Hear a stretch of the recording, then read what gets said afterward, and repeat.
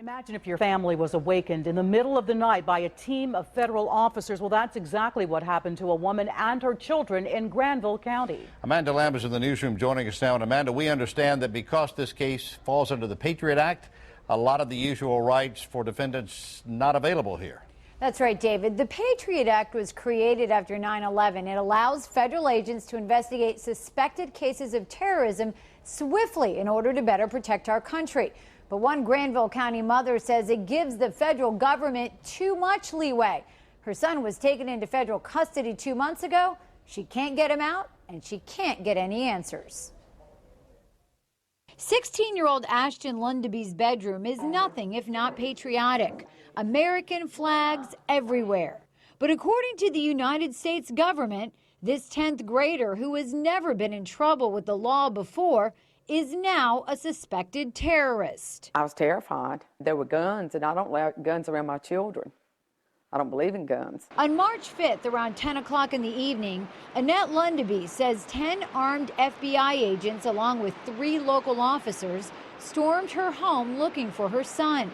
They handcuffed him and presented her with a search warrant. They said that he was being arrested for making numerous bomb threats. Annette Lundeby told the officers that someone stole her son's IP address and used it to make crank calls through the internet, making it look like the calls had originated from her home.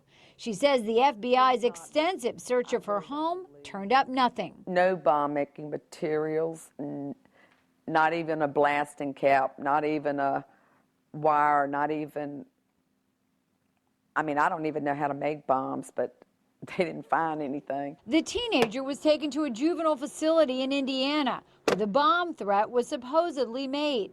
His mother has had little access to him since his arrest. She says the Patriot Act stripped her son of his right to due process. And we have no rights under the Patriot Act to even defend them, because the Patriot Act supersedes, basically, is superseding the Constitution. There's nothing a matter of public record. All those normal rights are just suspended in the air. Dan Boyce is a former U.S. attorney. It's a new law, and I'm sure there were very, very good intentions. But Boyce believes the Patriot Act has gone too far in some cases, and Ashton Lundeby's may just be one of them. It very well could be a case of overreaction where an agent leapt to certain conclusions or has made certain assumptions about this individual and about how serious the threat really is. Because there is a gag order in the case, the U.S. attorney in Indiana told us he could not comment, nor could the FBI.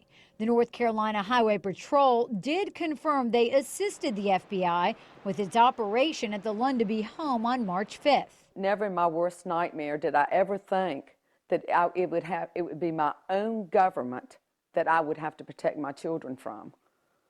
This is the United States, and I feel like I live in a third world country now. Lundeby says this type of case is not what the Patriot Act was intended for. Boyce agrees. It was to protect the public, but what we need to do is make sure there are checks and balances to make sure those new laws are not abused. Know that they can come and take anyone in your family away, even your children. And they don't have to be guilty.